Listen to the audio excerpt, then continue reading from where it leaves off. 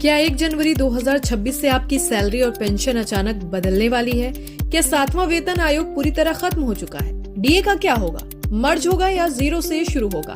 और सबसे बड़ा सवाल, क्या 8वां वेतन आयोग सिर्फ घोषणा है या वाकई लागू हो गया है? आज देश के करीब 1 करोड़ केंद्रीय कर्मचारी और पेंशनर्स इन्हीं सवालों के जवाब ढूंढ रहे हैं। वजह साफ है, 31 दिसंबर 2025 के साथ 7वां वेतन आयोग समाप्त हो चुका है।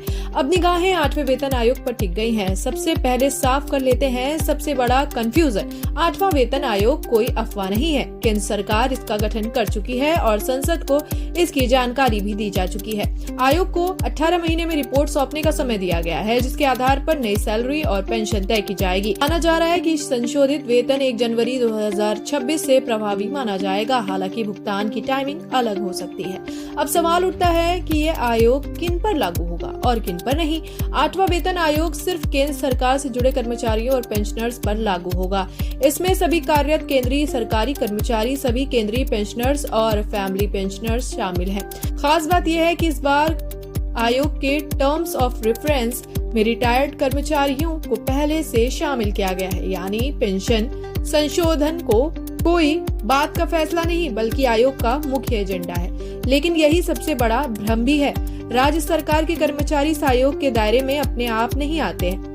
अगर कोई राज्य सरकार 8वें वेतन आयोग की सिफारिशें लागू करना चाहती है तो ये उसका स्वतंत्र फैसला होगा। इसी तरह पीएसयू स्वायत्त संस्थान बोर्ड निर्णय लेगी। अब समझते हैं कि वेतन आयोग लागू कैसे होता है। सरकार सबसे पहले आयोग बनाती है। आयोग कर्मचारियों, यूनियनों और मंत्रालयों से सुझाव लेता है। इसके बाद करीब 18 महीने में अपनी रिपोर्ट सरकार को सौंपता है। फिर सरकार रिपोर्ट की समीक्षा करती है, कैबिनेट की मंजूरी मिलती है और उसके बाद आधिकारिक नोटिफिकेशन जारी होता है। यानी यह एक तय सरकारी प्रक्रिया है जो समय लेती है। अब आते हैं सबसे अहम सवाल पर, सैलरी और पेंशन में कितनी बढ़ोतरी हो सकती है।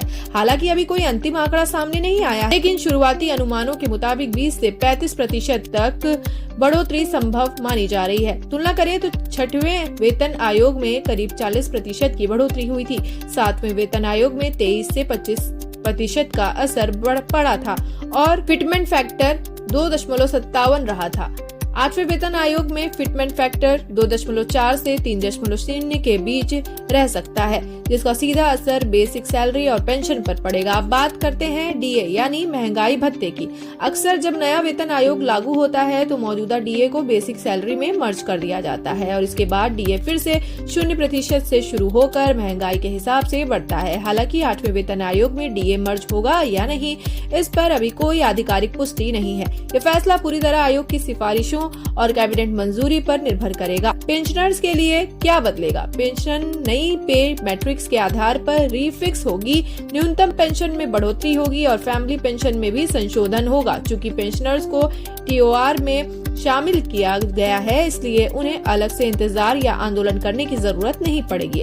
अब सबसे व्यवहारिक सवाल, पैसा खाते में कब आएगा? हालांकि संशोधित वेतन 1 जनवरी 2026 से लागू माना जा रहा है, लेकिन पिछला अनुभव बताता है कि वास्तविक भुगतान कैबिनेट मंजूरी के बाद होता है। ऐसे में कर्मचारियों और पेंशनर्स को FY 2026 से 27 में बढ़ी हुई सैलरी और एरियर मिलने की संभावना ज्यादा है। तो कर्मचारियों को अभी क्या करना चाहिए? फिलहाल सबसे जरूरी है कि अफवाहों से बचना और धैर्य रखना। आयोग बन चुका है, प्रक्रिया चल रही है और आने वाले बजट व कैबिनेट फैसलों से तस्वीर और साफ होगी। अभी ना तो अंतरिम राहत की घोषणा हुई है, ना ही डीए मर्ज पर कोई पक्का ऐलान। निष्कर्ष साफ है, 7वां वेतन आयोग खत्म हो चुका है, 8वां वेतन आयोग गठित हो चुका है। सैलरी और पेंशन में बढ़ोतरी तय मानी जा रही है। बस इंतजार है अंतिम रिपोर्ट और सरकार की मंजूरी का। अब सवाल सिर्फ यह नहीं है कि बढ़ोतरी होगी या नहीं, बल्कि यह है कि कितनी होगी और कब आपके खाते में आएगी। यही 8वें वेतन आयोग की पूरी साफ और असली तस्वीर है। ब्यूरो रिपोर्ट, तहलका इंडिया न्यूज, लखनऊ।